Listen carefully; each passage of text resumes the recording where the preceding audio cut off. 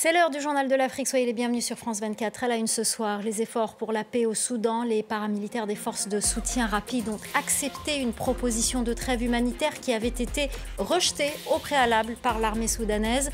Nous reviendrons sur ces derniers développements et nous serons en direct de Taouila avec le docteur Rodrigue de l'ONG Alima.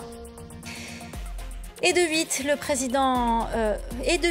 la prestation de serment de Paul Biya au Cameroun. Il a été réélu pour 7 ans le 12 octobre dernier. Dans son discours d'investiture, le président camerounais de 92 ans a promis de mettre l'accent sur la jeunesse et a mis en garde contre les violences post-électorales. Reportage à suivre.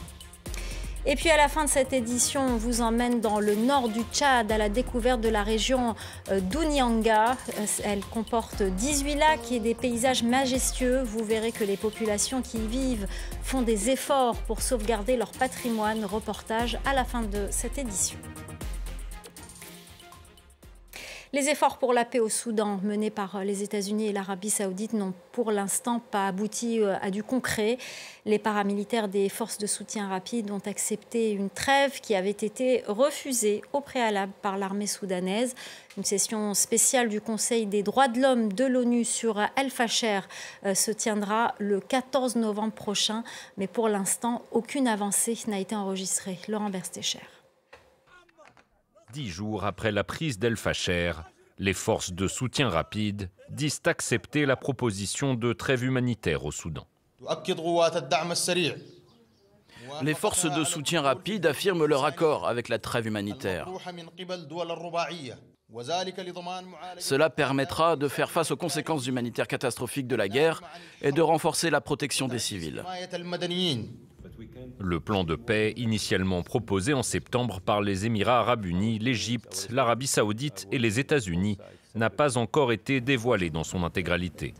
Mais une première version appelait notamment à une trêve humanitaire de 3 mois, suivie d'un cessez-le-feu permanent et d'une transition de 9 mois vers un gouvernement civil. Mardi, l'armée soudanaise avait rejeté la proposition et présenté son propre plan pour faciliter l'accès d'aide humanitaire dans les zones de conflit.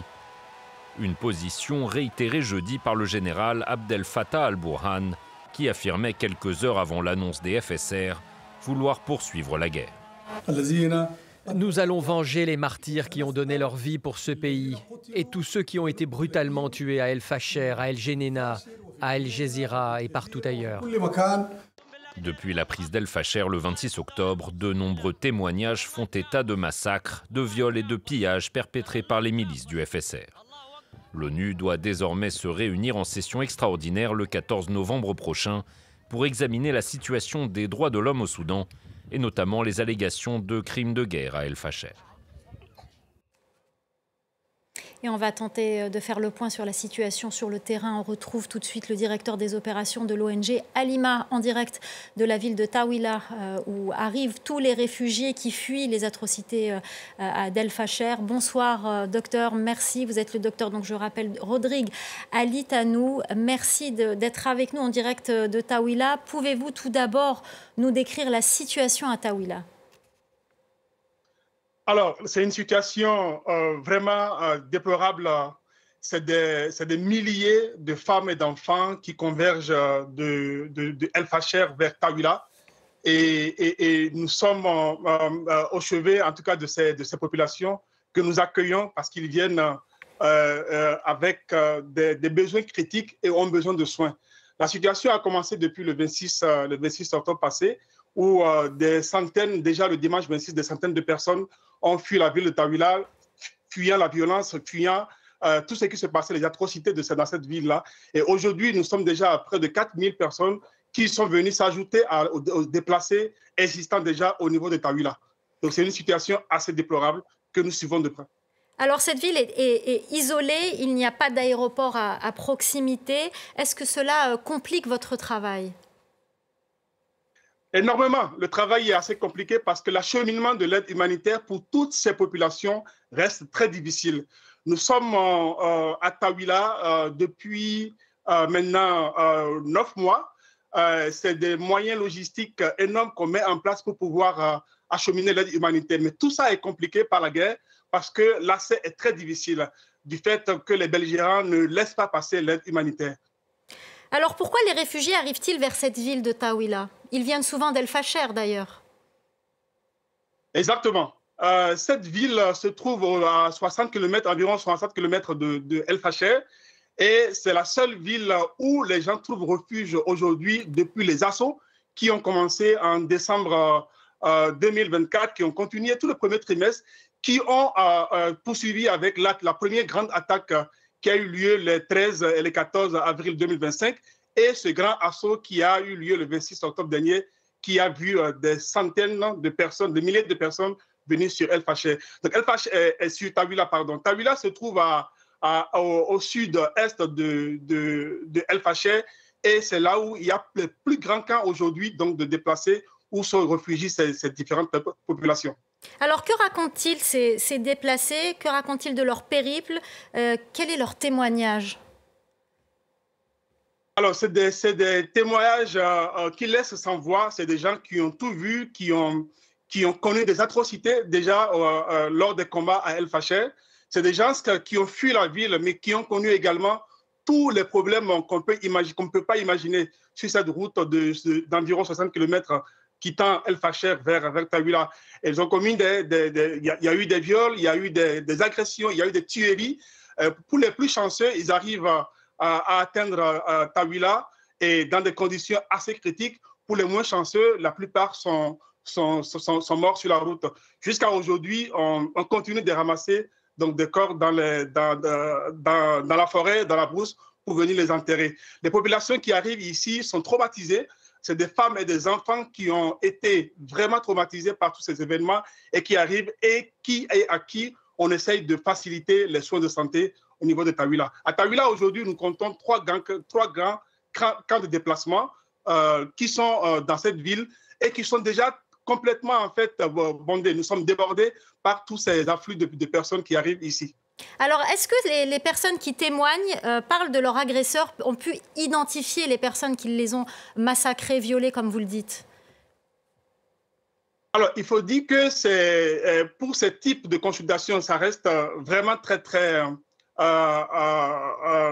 restreint parce que les gens n'arrivent clairement pas à identifier leur agresseur, mais en parlent. Ils en parlent, ils savent qui sont derrière tout ça, ils savent où est-ce que ces choses-là se sont passées. Mais l'essentiel pour nous aujourd'hui, c'est de ne pas trouver les coupables, c'est de pouvoir les soigner, leur offrir les soins adéquats et leur donner un nouveau espoir pour la suite. Absolument, et c'est ce que vous faites sur le terrain. Que sait-on des personnes qui n'ont pas pu fuir d'El Fasher? Est-ce qu'on a des informations sur ces personnes qui sont restées sur place?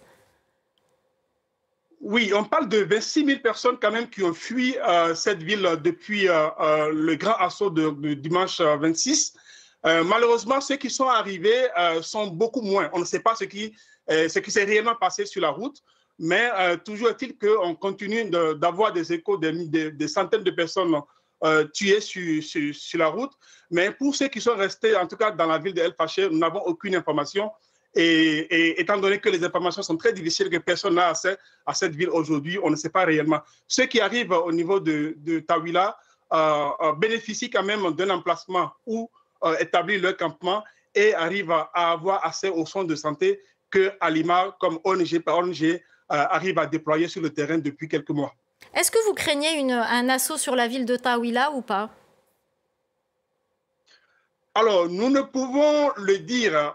Nous, on est des humanitaires et aujourd'hui, notre plaidoyer, c'est de pouvoir mobiliser la communauté internationale à nous aider à prendre en charge, à offrir les soins adéquats aux populations, de faciliter l'aide humanitaire dans cette ville de Taouila. Et le reste, je pense que c'est la responsabilité de tout le monde de plaider et de suivre tout ça pour que voilà, les violences puissent s'arrêter. Alors justement, est-ce que vous avez de l'espoir avec ces efforts ces efforts de paix qui n'aboutissent pas? J'en parlais tout à l'heure, cette tentative de trêve acceptée par une partie, rejetée par l'autre.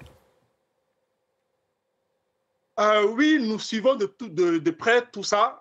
Mais encore une fois, comme nous restons des humanitaires, notre rôle, c'est de soigner des patients. Et nous plaidons auprès donc, de la communauté internationale, nous plaidons auprès de la coordination humanitaire de pouvoir interagir dans ces débats pour que la paix puisse revenir, pour que les populations qui sont pris vraiment en étau dans les violences puissent retrouver cette paix et puissent vaquer normalement à leurs occupations et puissent accéder aux besoins de base, dont la santé. Alors justement, docteur Rodrigue Ali Tanou, on voit derrière vous des médicaments, du matériel médical. Quels sont vos besoins aujourd'hui? On sait qu'avec la réduction de USAID, c'est très compliqué pour toutes les zones en guerre. Quels sont vos besoins à vous aujourd'hui dans cette situation à Taouila? Alors, ici à Taouila, nous manquons de tout, si je peux m'exprimer ainsi. Nous prenons en charge déjà en 10 jours depuis le dimanche passé, c'est plus de 2000 personnes qui ont été prises en charge par Alima dans les différents sites. Nous avons 5 sites répartis dans les différents camps de déplacés et nous avons des dizaines de personnes, de médecins, des infirmiers, des sages-femmes, des psychologues qui prennent en charge ces personnes. Et aujourd'hui, clairement, nous manquons de tout. Nous manquons de personnel, nous manquons de médicaments, nous manquons de matériel, nous manquons de moyens pour pouvoir assurer la continuité de ces soins. Donc, nous appelons en tout cas à la mobilisation de tout le monde, aux donateurs de pouvoir en tout cas nous aider à continuer cette œuvre pour ces populations. Merci, votre message est passé. Merci à vous et aux personnes qui travaillent dans cette ville, dans ce centre de Taouila. Merci, docteur Rodrigue Ali Tanou, d'avoir répondu à nos questions en direct de Taouila dans le Darfour. Merci aussi à Mohamed Farhat, notre reporter arabophone, de nous avoir aidé à pouvoir être en lien avec votre ONG, l'ONG Alima, sur place, active sur le terrain. 8e prestation de serment pour Paul Biya au Cameroun. Il a été réélu pour 7 ans le 12 octobre dernier. Dans son discours d'investiture, le président Biya en a profité pour faire passer un message ferme au candidat Issa Chiroma Bakary qui conteste sa victoire. En bref, en Côte d'Ivoire, Damana Picas, au cadre du parti de l'ancien président Laurent Gbagbo, a été inculpé et placé sous mandat de dépôt ce jeudi. Il est accusé d'actes terroristes en lien avec l'élection présidentielle du 25 octobre, annonce du procureur de la République. On vous parle ce soir des lacs d'Ounianga, un trésor naturel situé dans le nord du Tchad. Au total, 18 lacs en plein désert du Sahara. Le site est inscrit au patrimoine mondial de l'UNESCO, mais les initiatives sont rares pour conserver le site. Reportage d'Harold Girard.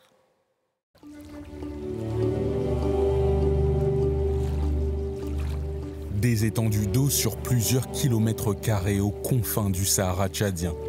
Les lacs d'Ounianga, 18 au total, sont le trésor de la région et forment le reste d'un bassin beaucoup plus grand qui existait il y a plus de 5000 ans. Aujourd'hui, c'est la préservation de ces oasis qui est en jeu. Les financements manquent malgré une inscription au patrimoine mondial de l'UNESCO en 2012. On est en train de rendre les environs du lac plus propres. On fait ça 2 fois par mois. Si on ne le fait pas, les saletés s'accumulent trop vite. On souhaite que les partenaires, l'État, puissent nous aider financièrement pour la préservation du lac. Tout ce qu'on fait actuellement, c'est avec nos propres moyens. Quelques centaines de mètres plus loin, Amat Ouardougou veut attirer notre attention sur un autre problème. Ça, c'est le problème de l'ensablement, comme vous le voyez ici. Les 18 lacs d'Ounianga en souffrent. La solution serait de créer une ceinture de rochers ou une ceinture d'arbres pour empêcher l'ensablement. On a besoin d'aide pour financer de nouvelles solutions. Des projets coûteux dans une région où les pouvoirs publics manquent souvent de moyens pour assurer la conservation des sites naturels. Amat Ouardougou part à la rencontre du préfet du département pour essayer d'obtenir des avancées. Aujourd'hui, on n'a pas les moyens d'installer des ceintures de pierre sur place pour empêcher l'ensablement. Même nous, à notre niveau, on a besoin d'aide. On va poster des gens pour assurer une surveillance, pour empêcher les animaux de venir manger les semences d'arbres qui sont censées bloquer l'assemblement dans le futur. Fin septembre, le ministre tchadien du Tourisme s'est engagé publiquement à protéger davantage la biodiversité des lacs d'Ounianga ainsi que d'autres sites naturels importants du pays. Voilà, c'est la fin du Journal de l'Afrique. Merci aux équipes en régie. Merci à notre chef d'édition, Célia Caracena. Merci à nos correspondants et merci à vous pour votre fidélité. Restez avec nous, l'info continue sur France 24.